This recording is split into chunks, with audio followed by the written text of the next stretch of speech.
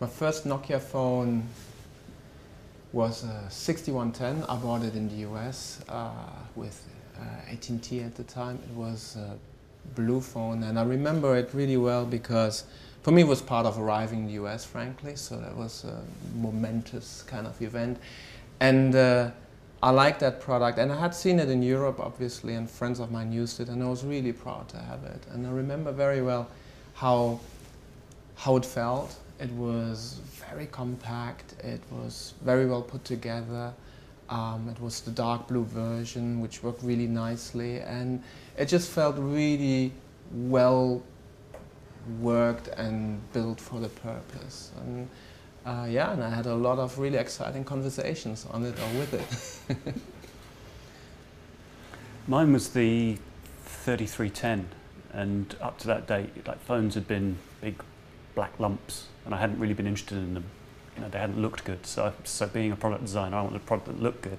And then I saw the 3310, and there was this product that was small, it was colourful, it was really well built again, you know, just felt great, and I couldn't believe that this was a cheap phone. So rushed out, bought one. I was practically the last of my friends to get a phone, and suddenly my whole social life changed. I was no longer chasing them around pubs to try and find people. Suddenly I could phone them. It was amazing. You know, it was a real, your life moved on, and suddenly you could arrange things on the fly. It was changing. I actually can't remember the product number, but I know what everyone called it. It was the Matrix phone. And it was the phone that everybody wanted. And I don't know if for some reason it coincided with when I first started drinking coffee. So this was a big moment in my life. Flat white coffee, Matrix phone. I was a grown-up. And I think the big thing I remember was just that you didn't expect phones to do that. It was an interaction that was completely new, you know, that part of your phone would actually slide down. And because it was twinned with, you know, what was happening in the movie, it was just one of those first thing that you could own, I remember, whereas everything else was super expensive. It was a computer or a stereo, but this was something that you could own that was technical, and it was cool, and everyone wanted it. So yeah, it's a good memory. I was actually in Hong Kong, and I saw the billboards for the 6300, which is a small candy bar type, and I think it was one of our first all metal ones, and I thought that was the bee's knees. And subsequently, maybe 6 months later, I actually started at Nokia, and that was the phone I got. I wanted it, and I was super happy with it.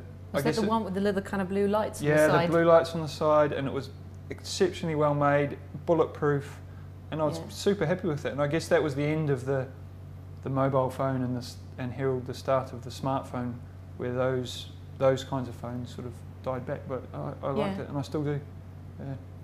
Yeah, it was something that made. I think my best Nokia phone would be the one that kind of really changed my mobile phone behaviour, which was the N95, which I think I got as maybe the second phone or something when I was working with Nokia. And I remember it being the first phone where I really started to use the internet on the phone, because the screen was the right size. You know, you had 3G on it, it had a good camera on it, so all of a sudden I started doing stuff on my phone that I'd never done on a phone before. So I guess in that sense that's my favourite. How about you, Nick? My favourite Nokia phone. It's really hard to pick a favourite because we've got such a big portfolio that I think they're all good for different people. You know, my favourite will be very different to my dad's favourite and whatever, but I don't think I can pick a favourite because we've got so many that we've made and do make. And I think the N9's nice. I think that's our current product that certainly turns heads, and I quite like it. But I wouldn't say I have a favourite outright. So. What do you like about the N9? What do I like about the N9? I just like its simplicity. I'm a minimalist at heart, and I like simplicity, no buttons, and nice minimal shape. It's, there's too many car design styles out there, and it's much nicer to see something that's pure geometry. So.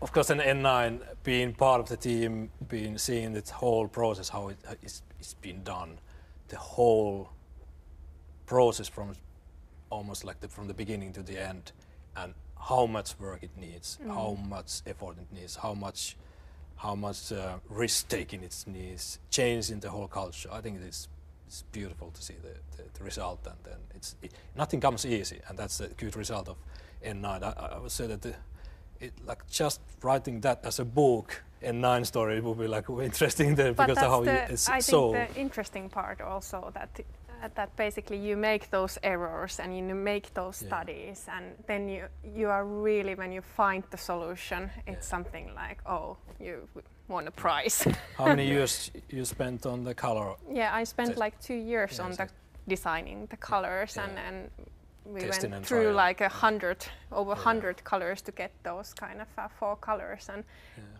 at the end, when you see those 4 colors, you really know that those are the right ones. Yeah, exactly. Yeah. I think for me, it's when I joined Nokia, of course the first product that you design makes the biggest impact. Yeah. There was this N95, 8 gigabyte, and beautiful black, and it was all great. And you see the first parts coming, and they sell with millions, and that's fantastic. And that's like one moment, and then, well, strangely enough, maybe you get used to like designing products. But then what we've, as a team, and everybody who's been helping us for the last years, what we've been doing together is, it's not really the product, but it's all this knowledge combining and a way of working, and trial and error, and therefore you create a way of working that is just fantastic, and that delivers much better end result. Yeah, no, it's amount of knowledge everyone has, times whatever 10 or 12 or 14 or 15 people. It's a lot of knowledge, and then like everybody has a little bit twist on what is their like expertise, and it's amazing. I have to say we grown up very tight as one team, and it's like everybody has own corner of this expertise. The opportunity to really make a difference in inspiring and motivating a team to really make a difference is really fun in the specific context of something that I'm really passionate about, which is this communication technology, integration of different disciplines. That's what gets me out of bed in the morning. I think that the best industrial design on the planet is a key driver for our team, and I think that resonates with me very closely. I think that's it's about seeing this as much more than the design of telephones, as actually allowing our discipline to find its place within the wider sphere of design and culture. And I think for me it's that moment when you see the impact of something that you and the team have been working on in the hands of people, and them inventing ways to use it or to take it further that you hadn't anticipated. And I think that power to craft things that spur the imagination and empower people, that's for me. And recently that's been with the N9, getting feedback, seeing how the imagination races when you start using it, and then us, of course, making it better.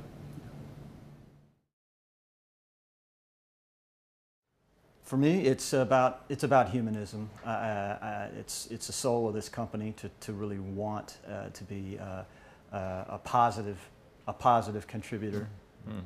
Yeah, I think for me, accessible, our ability to bring products and experiences to people in a meaningful way. I think part of that is also about the robustness, the reliability, the quality of the products over time. I think that's being there whenever. Yeah, exactly. Supporting people. Yeah.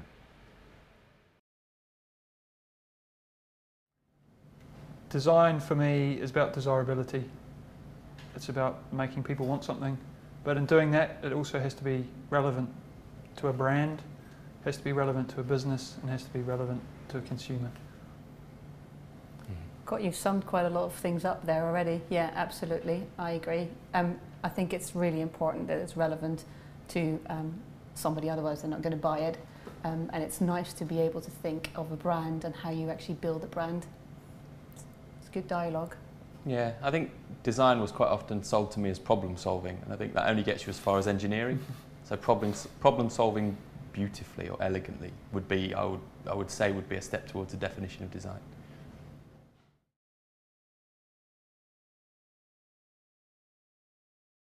Well, we're great believers in multidisciplinary design. So in advanced design, where Tapio and I work, by sort of backgrounds where UX and product designers or industrial designers, yet I don't think we see those boundaries when we work together.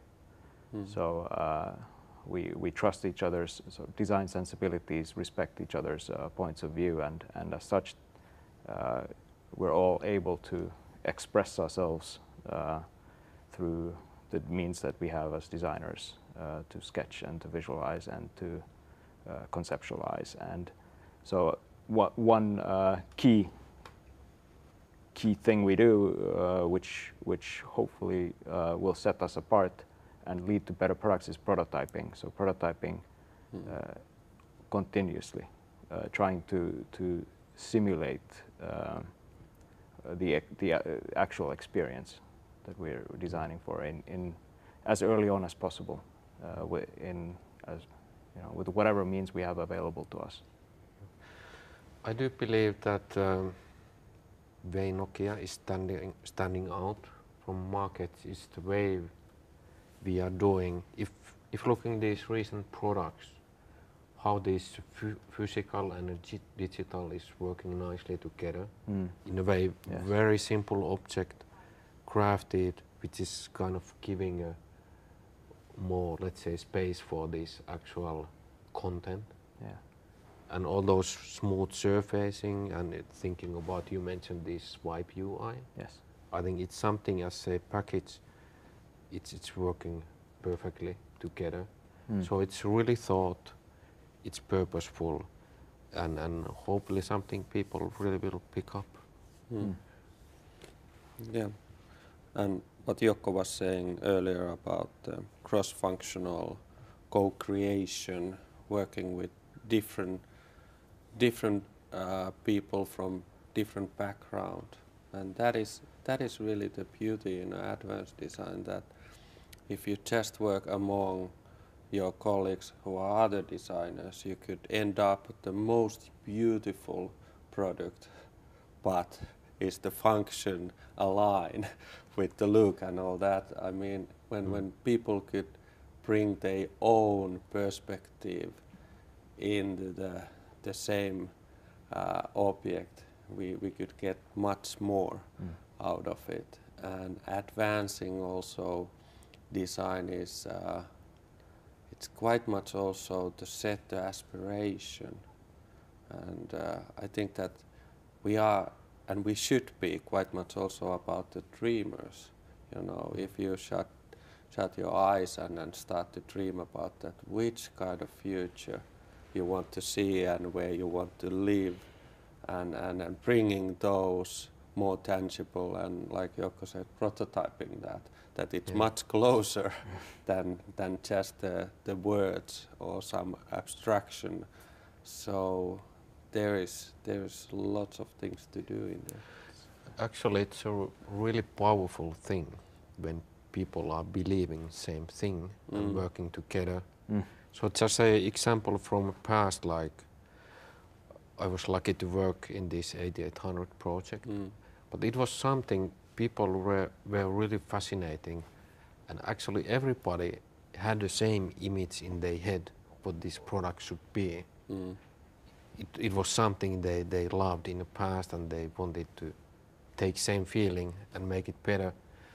But it was amazing time in sense that we simply didn't need it to communicate or point out the things, because it was just natural. People just work together. I remember when you are working on that, you just refine as long it's a perfect, you know, and that was the nature of it, bringing this high quality design and engineering, art, craftsmanship, everything together in there. It was really beautiful to see.